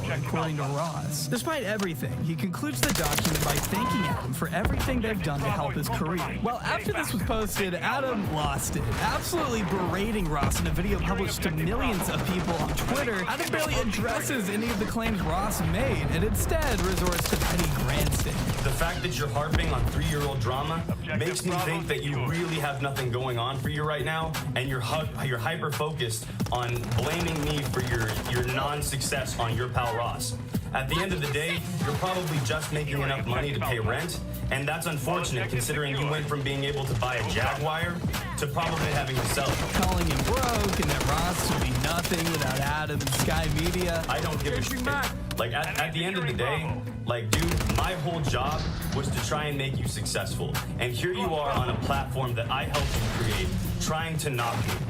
I don't give a shit what you have to say, because your entire everything was something that I created. Somehow, Adam's 12-year-old fan base largely took a stance against Ross, calling him an ungrateful employee and even getting confused as to why he'd want to drudge up old drama in the first place. Even though, once again, he didn't. He was only defending himself against comments made by Adam. If Adam wanted to move on so badly, I don't understand the effort to drag things out as long as possible, which is something Adam came to realize a bit later, as evident by a much more tranquil third video released after the dust had settled. I've had time to think, talk to a couple people, and I'd like to open up with saying I apologize for flying off the handle. I apologize for saying a lot of shit that didn't need to be said today. Mission accomplished. I apologize to Ross, to Max, to everybody involved. Nick, to Barney, to every Sky Media member who had to watch this fucking disaster unfold. I'm just hurt, man. Remember me for the Adam that helped you and did a lot for you, not the one that was, you know, suffering from a lot of mental shit and finally caving in under the pressure and losing his mind when he had a million things on his plate. Just remember Adam that was good Adam, okay? Just, I don't want to do this anymore, man. I fucking hate this and I really care about you. But man, you can fucking piss me off. By now, I'm sure you can probably rule that Adam's mental state isn't the best it's ever been. Posting such concerning content to a confused audience on Twitter didn't help to reassure anybody either. I'm Pickle Rick. I'm Pickle Rick. I'm Pickle Rick right now. I'm Pickle Rick right now. I'm Pickle Rick right now. Pickle Rick right now. Pickle. A sad state of events that wasn't about to get any better once a darker, more perturbing side of Adam came to light in January of 2022. On January 23rd, the mother of Adam's second child, Elizabeth Liz Buggy, on Twitter, published a viral tweet with the caption, "It's time everyone knows the truth. I'm tired of letting you get away with this. The police know, putting the evidence below." Garnering thousands of retweets and impressions, the scathing iCloud document linked in the tweet provided an insanely detailed, insanely dark look into the internal hell Liz had been subjected to for the past several years. Allegedly, I guess I have to say, so Adam doesn't believe me dry in court or whatever. This is also where I want to give a trigger warning, since the content we're about to look at can be reasonably difficult for anyone to listen to, especially if you've been involved in a similar situation. So please feel free to skip this part of the video if you don't want to hear the details. I totally understand, it's not an easy read. Liz begins her 4,000-word testimony by clarifying some vital info has been omitted in the provided screenshots as means to protect her and her daughter's privacy. Firstly, addressing Adam directly, Liz writes, "I'm gonna do my best to be the voice you have taken taken from so many. You hurt, you abuse, you manipulate, and you lie. You are a sick man. I spent months and months loving you with my entire being. I spent thousands of dollars just to come live with you. You made promises you didn't want to keep, but promises you made to manipulate my life so you could just be in control. You use your fame, your name, and your platform to hide the disgusting and disgraceful things that you claim not to do. You not only verbally abused and degraded me, the mother of your second child, you traumatized me and put me through things no one should ever have to experience. You hurt me for too long, and I'm tired of feeling afraid of you and what speaking up may bring. I had to tell people you weren't abusive because whenever I said you were, you would harass me and say horrible, horrible things. You were so unkind. I do not wish for anybody to have mental health struggles, nor do I wish for somebody, even you, to have such severe struggles. I wanted nothing but to love you and help you heal. You informed me you were bipolar and possibly on the spectrum, which was never a problem to me. That was never the case. What you hid from me is the dangerous human you were capable of being, the person you are overall. Side note, I'm gonna do my best to cover this document to its fullest without just reading it entirely verbatim. Because of the length, it's kind of hard to include everything here, but I have linked the document down below in the description, as well as an audio version for your convenience. Liz goes on to assert that she was in no way prepared emotionally or financially to raise a child, despite Adam's constant pleas to have one together. Saying stuff like, please, please, I want another kid, I have the money, I want another kid because Elisa keeps me from being the father I dream of, and much more. Even when she finally became pregnant, Adam barely reacted with a small smirk and an oh cool face, as if to say they had finally gotten what they wanted and expected all along.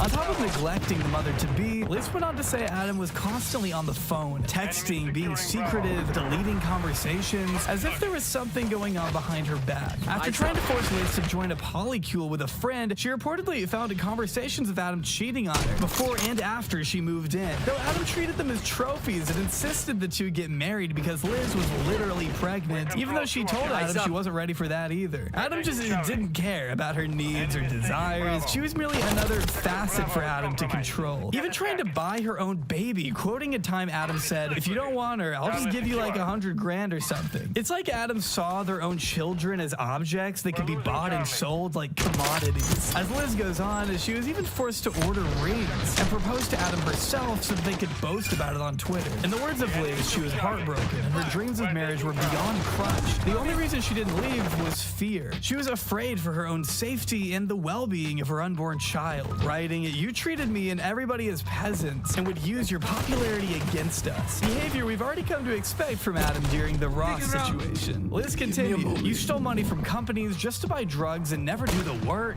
I had to pull thousands of dollars I needed for food and bills out of my ass just to pay back those individuals and pay bills with what was left. They were so kind about it. I was so scared. I wanted so badly to slip them a note saying I'm afraid. I felt so numb. I wanted to die. Wanting to take herself to the hospital just to have a clean place to sleep and be surrounded by safe, trustworthy people. Liz begged for time to sleep, time away from Adam, who just didn't want to hear it even during more stable moments. Sleep deprivation just wasn't a big deal, even for a pregnant woman, evidently, according to Adam. Complaining that she couldn't lift a 200 to 300 pound washing machine while she was pregnant, throwing a temper tantrum and verbally berating her. You're not enough and you can't do anything right. I was never allowed to stand up for myself. If I had an anxiety attack, you would call me a baby and degrade me. Yet when you would get emotional, you expect everyone to bow down at your feet and feed you love and support on a gold platter. You pressured our friends into doing drugs and would degrade them if they didn't want to. So many people spent so much money and time helping you when you needed help, yet you treated everyone so poorly when you didn't get what you want. As Liz continued, asking Adam not to smoke in the house, to which the response was, it's my house, even if it put the baby in danger. As for Adam's other son, Mason, Liz claims she spent more time with the boy in 3 months than Adam did in a year. And it wasn't even her kid, only posting father pics when it was convenient to convince fans Adam was a good dad. The allegations somehow managed to take an even darker turn when Liz asserts Adam had not only sexually assaulted and harassed multiple girls in the past, but even paid them off with hundreds of thousands of dollars just to protect your perfect little image. You paid a girl to keep quiet years ago because you almost got her pregnant and you didn't care. You sent news to young girls. You never asked for ages because you never cared. Additionally, spreading rumors about Elisa whenever she would try to defend herself against Adam's cheating, as well as spreading rumors about Post Malone, Adam's former friend all the way back from the Team Crafted days, claiming Adam would spread rumors of Post Malone, saying awful things about his character, which is odd because last I checked, he was even checking in on you and extremely kind, was trying to help you out even. From abusing drugs, you would act possessed and and do a bunch of spiritual talk. I thought you were just deep into spirituality, but that was the drugs. Because your psychiatrist a few years ago told you that even weed is dangerous and can put you into psychosis. Elisa tried so much to help you. All your girlfriends did. You didn't care. Liz goes on to claim that Adam had bizarrely cheated on her with an AI, waking people up in the middle of the night to tell people about it. By February, she claims Adam had gotten belligerent, meaner, stopped eating and sleeping normally, and how movies can't even depict how scary things would get. According to Liz's testimony, Adam would break things, throw objects, rip stuff off the walls, and scream at ants. Started calling her dog Albert Elon Musk. Adam locked him in a kennel, forced the animal to eat candy and drink Gatorade with photo evidence too, letting him outside in the cold where he almost literally froze to death, according to Liz, dragging the dog by its throat and throwing him in a kennel surrounded by all mirrors. Adam would jump in and out of windows, scattering food across the walls and floors of their house. Even when Adam was stable, as outlined in her testimony, Adam would still treat people horribly, no matter if they were trying to help or not. Weirdly and cruelly clogging the drains of their house and forcing a pregnant Liz to waddle down the street to use the restroom. Tears on my face and my hair a mess because you wouldn't let me shower. You'd constantly tell me how I'm going to be a bad mother because I couldn't do something fast enough or to your standards. You would scream at me to leave, and when I tried, you would grab me and speaking nonsense. I tried so desperately to bring you back to baseline. I tried so hard. You'd have stable moments and still would not care what you were doing. At another point, she continues, you cut a gash into your knuckle. You came up to me and I continuously tried to clean it and bandage it while our friends tried to keep you calm.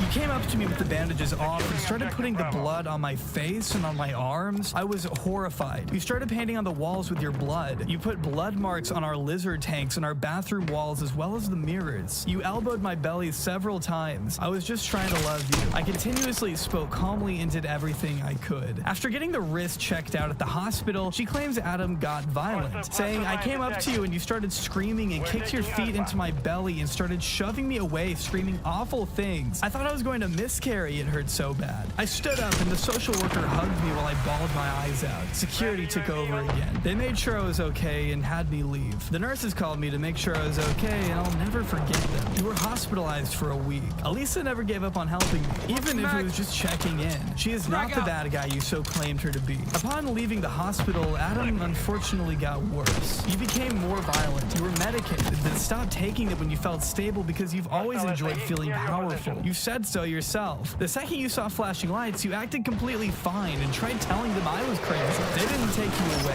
I'd tell you I felt sick and was worried about the baby and you'd laugh it off. Citing one instance in particular where Adam began squeezing her until it hurt, shouting nonsense in her ear and screamed at her to break her Totoro bond piece, which was a gift. You were threatening to kill people, our roommate, our friends. You for some reason kept bringing up Ant Venom and how badly you wanted to kill him. You were fully in psychosis at this point, reportedly keeping dozens of voice recordings of all of this until Adam made her delete everything. The police were informed as Adam had also done this to Elisa too. You threatened to end your life many times if I didn't listen to you or do what you want. Even when you were stable, you would make these threats. One night before the police came, you got in my face with a knife before they arrived, screaming how you wanted to kill our roommate, then went and slashed his mattress, providing the police reports with further details on these incidents, as well as photos of the mattress itself. On top of blaming Liz for her ex-boyfriend's suicide in 2016, yanking her out of bed by her arm, Adam put the couple about $7,000 in debt after blowing through all of the remaining money on candy, drugs, and things a pregnant mother just can't eat. Finally, after a desperate call to her father, Liz's family drove down from Colorado to save her from such a hellish lifestyle inflicted by Adam, claiming her child would be dead if they were still living together. Even after blocking Adam on everything, she was still harassed by fans of Net Nobody who had twisted the situation so much that Liz was made out to be some kind of villain to those who never knew the real story. For the longest time, Liz was afraid to publish this document, not just because of all the horribly rude DMs she would get, but also the nice ones from fans who she did not want to upset by sharing the real side of their childhood hero. I know I'll get hate again, but you know what you're doing and always have. You never care unless it fires back in your face. I want you to get better. I want you to heal, but I don't want you hurting anyone else. In addition to her testimony, Liz was sure to include piles of evidence and receipts to back up her many claims, of which the police themselves had provided her, including a video taken by Adam, reportedly begging Liz for her last $200 she intended to spend on food, whereas Adam only wanted it for candy candy, and drugs. Not to mention screenshots of Adam threatening suicide on Twitter, all for the purpose of making people look and feel bad. Providing photos of the candy Adam would live off, the small closet Adam wanted the baby to live and sleep in, the family's general living conditions, as well as a multitude of conversations that all seem to prove exactly what Liz was saying when she wanted Adam to get help, only to not be taken seriously. Sending unrelated gifts and memes in the face of an emotionally distraught mother who just wanted the best for everyone involved.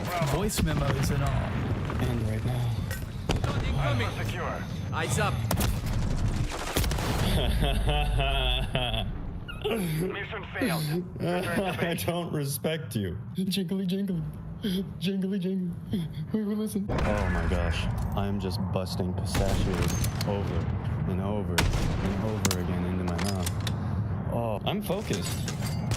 I'm trying to make our kid retarded. But this wouldn't be the last of the allegations to come out against Adam. Over the coming days and weeks, Liz's post would be followed up by an absolute flood of negative testimonies and experiences with Adam, varying in severity, but all going to further corroborate her initial claims, some of which being former Sky Media employees, like Tim.TV, who took to Twitter with a thread writing, "Working at Sky Media was the darkest period of my life that I've ever and probably will ever have. Eventually, the constant gaslighting and mental torture led me to nearly kill myself, but I decided to take my situation into my own hands and quit/move away as far as I could. Since then, it's been a years-long battle of trying to rebuild my self-worth, and I'm not sure if I'll ever be back to 100%, but I'll keep trying. I don't feel like going into details, but one fun situation was when my mom had a heart attack, and I wanted to go visit her to see if she was okay. This was one of the many times my loyalty was threatened and my job was held over my head because I had more videos to edit. It sounds absurd now, but with the fact that none of my relocation costs to Seattle were paid for by the company, that decision gets a little harder." To which Elisa even responded, "I remember not seeing you for a while because of how busy you were with your work and your channel. When I finally did see you, I was shocked with how much weight you had lost from all the stress. No one seemed to give it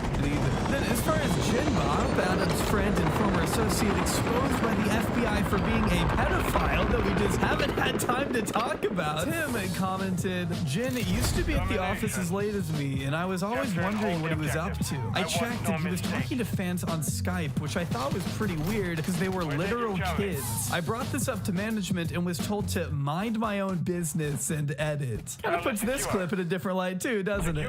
This is where I'm about to get controversial. So get ready for this. This could either end my career or prove that I'm being very real with you guys. I never thought Jin was that bad of a guy when I knew him. And it's not my fault or has anything to do with me what happened to him. So sucks, bro. Tim and Ross's former roommate, Max, also came out with a twitlonger of his own, explaining more of his time at Sky Media, in which he writes, "When I was finally given a contract to sign and sell my channel, the offer was $5,000, a 1-year non-complete, no social media presence for a year if I left, complete loss of any right to the name MWIII, and a bunch of other legal mumbo-jumbo that I did not agree with and was advised by several third parties not to sign. After over a year of waiting and being strung along, I decided to quit once I was handed such a shitty deal," which lines up exactly with Ross's testimony from years prior. Tim was vilified for no reason and treated horribly by everyone at the offices. Despite working 15 to 17-hour days, Max confirms Elisa's assertions that Adam would only sometimes come into work as the CEO of the company. As it was revealed, the team kept 2 schedules, one for if Adam showed up and one for if Adam did not show up. Other past employees of Adam, Sub-Zero Exabyte being only 15 at the time, was editing 6 videos and 6 thumbnails a day, forfeiting school, sleep, and a social life, all for Adam.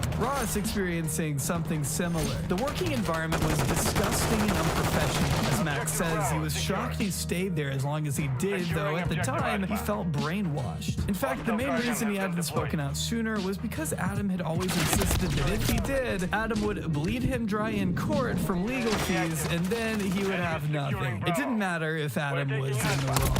From there, Elisa would continue to share more horror stories from her past with Adam, including the time she was 6 months pregnant. Adam took her car keys, phone, and laptop, leaving her alone in the house with no food until they came back around 11 p.m. She couldn't even walk anywhere for refuge on account of their lake house being miles away from any grocery store or restaurant. She wrote, "Adam isolated me from my friends and family. I had no one to call and my father was in Mexico. I had no money of my own because Adam was supporting me because I had recently given birth to our son and I wasn't working," claiming Adam took financial control of everything. Also the reason she no longer has access to her YouTube channel. After speaking up on Twitter, she then received a bizarre message from Adam's mom, basically shaming her for telling her story. Even former Team Crafted members came forward to verify the things being said, with Deadlock stating, "Everyone was so scared of this guy, including myself. Creators spent years being intimidated. Adam lost 99% of their friends throughout their career. Now you guys know why.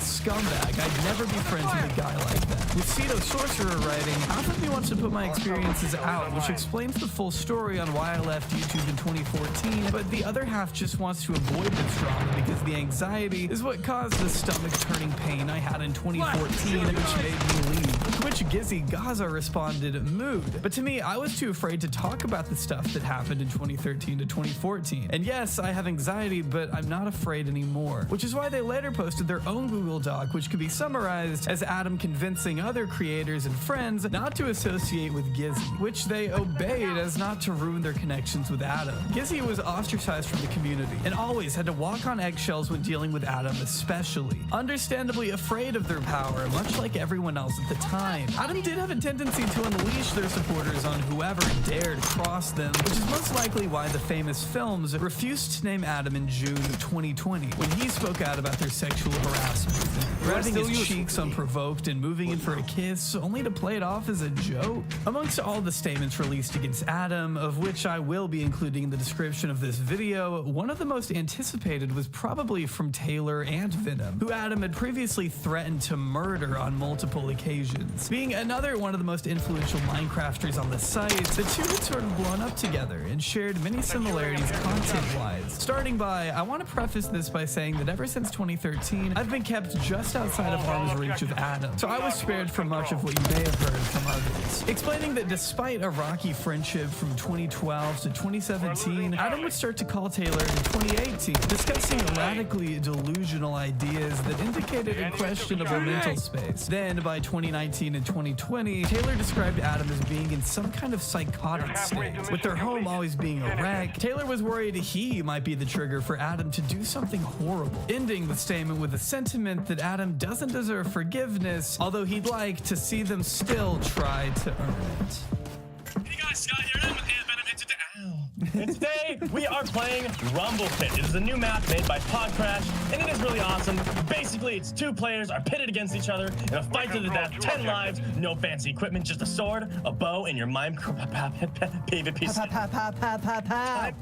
The better PvPer is. It's hard for me to sit here and read every last testament made against Adam in this one video alone, but that's certainly not to say one statement contains any less merit than another, which is why I'd encourage you to read all of them in their entirety down below to really get as vivid a picture of Adam's track record of abuse as possible. I don't have to tell you that Adam is in a horrifically dark mental space and has brought unimaginable terror into the lives of so many loved ones over the past several years, because those most affected will tell you themselves. Watching the downfall of a childhood hero is never easy for those on the outside, but it's important to remember the individuals impacted the most and sympathize with the pain, stress, and trauma brought on by such a deeply troubled individual. Adam's reputation has been tainted forever, as those closest to them have finally put Skydoes Minecraft for Net Nobody on display in their truest, most sickening form. After so many years of twisting the narrative and hiding behind an audience of nostalgia-driven fans who don't know any better, some of which even being manipulated into sending Adam money as recent as late 2021, the internet is finally aware of the damage Adam has inflicted on an insane amount of people. My only hope is that everyone involved in this painful mess is one day able to achieve the peace and solace they all deserve to find.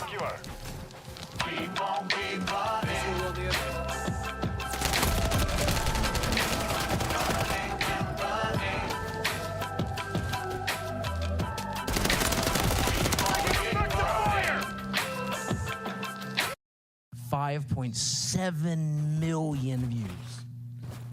Do you know what the tweet was? Securing Very objective Bravo. controversial statement.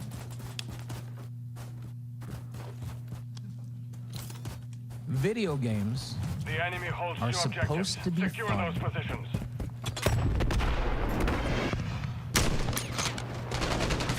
Okay, We're taking Bravo. go on. You can go on. Oh, hi, Mom. Still dead, I see. Oh, what? This is brutal, dude.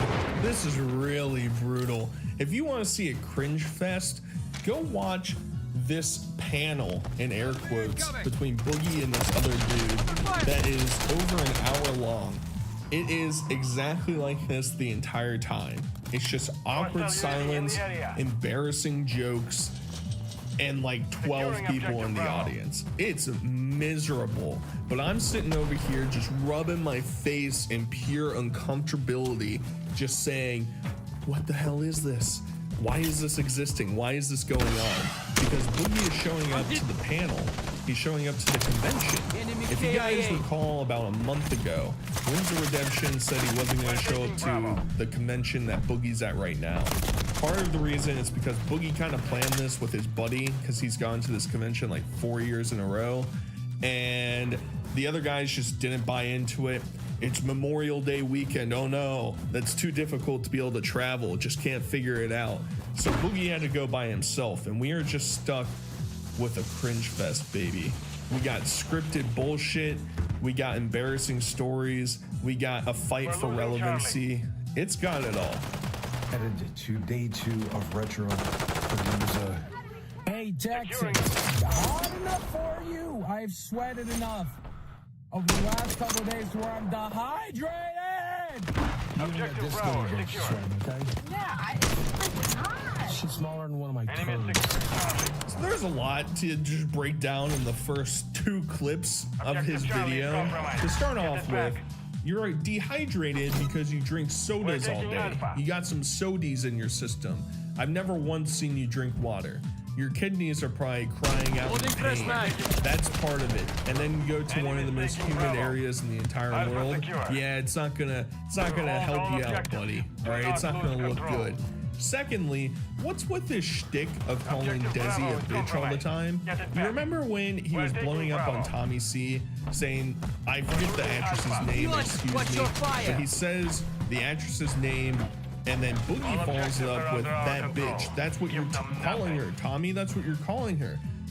There's a bit of a little conspiracy out there that Boogie is the one that's adding this to it, because in the past, he, with Lexi Fox, if you remember her, she said that he would always call her a bitch, and that you better not take my name, bitch. You better not be doing anything like that, bitch. That's what she would always say. But now he's calling Desi that. And he was upset because people are disrespecting her. Yet he'll come on camera and just disrespect her repeatedly. He's done it for multiple videos in a row, and I don't like it. Sorry, I think you should respect your partner. I know. Crazy claim here from saturated content. I know. Get off your high horse and call your girlfriend a bitch. I'm so sorry.